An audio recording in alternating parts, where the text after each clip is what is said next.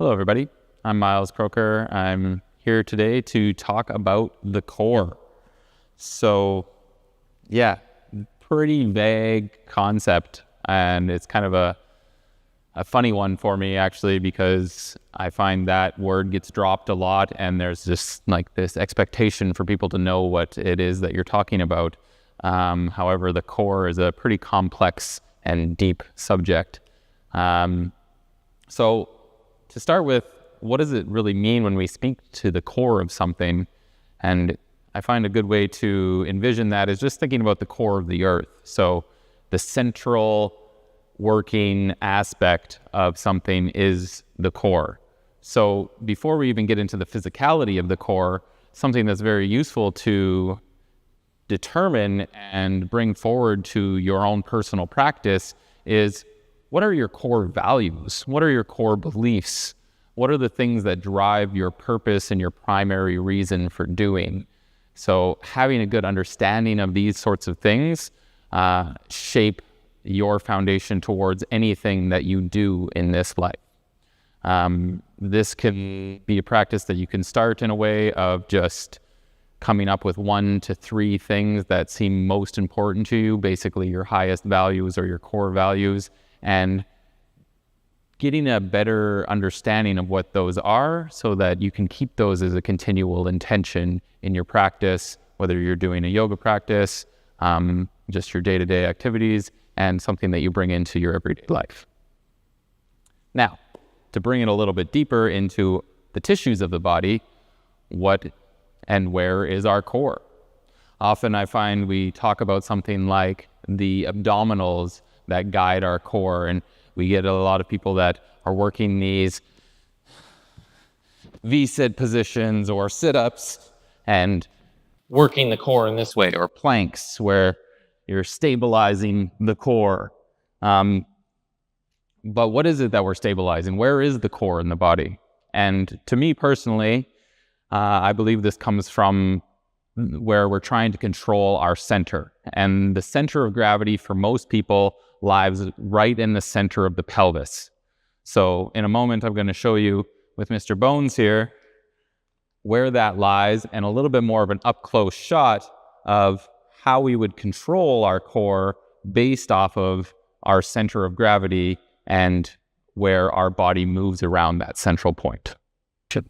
Okay, so now when we come to speaking to the anatomy of our core and more on a physical level, we can see here the pelvis. This is going to be slightly different orientations for different people. The width of the pelvis, the depth of the pelvis, where exactly the angle of the femoral heads and things are. So there's always variation in this. But for the most part, we have very similar pelvic bodies. So the pelvic floor is basically all of the tissue that sits right between our sitting bones and our sacrum and tailbones here. So by having a good connection to the pelvic floor and being able to squeeze and connect and activate and stimulate that area, it gives us a good awareness of this triangulated force of controlling our 2 separate pelvic bones and our sacrum, which then leads to our spinal stability. So if our center of gravity is sitting right in the center of the pelvis, having that awareness to our pelvic floor then helps generate a sense of our core. Now, above and below our pelvis, we have the muscles that come up to our ribs and control our lower spine, and then the muscles that come down to our legs. So to be in control of the center of gravity, having appropriate hip control in and around the central point of our hips or the core of the hips, and having a connection to the abdominals and back muscles are going to have a really good sense of being able to then control our center of gravity. 2 things that I would like to talk about here in that is an understanding of controlling one body towards the other from either point A to point B or point B to point A. So if we're standing on our feet, when we're controlling and tightening the muscles of our pelvis that connect all along the sit bones and from our sacrum out to the femur, we can control our pelvis by connecting these muscles down towards the leg. So as if the pelvis is moving towards the leg or controlling towards the leg. because the leg is grounded to the floor. Vice versa, if the pelvis is stable, we can then control the legs into it. So thinking both of an outward flow towards the leg and an inward flow of the leg towards the pelvis when we're moving through and controlling our leg and hip muscles is a useful directional energy pattern for the tissue.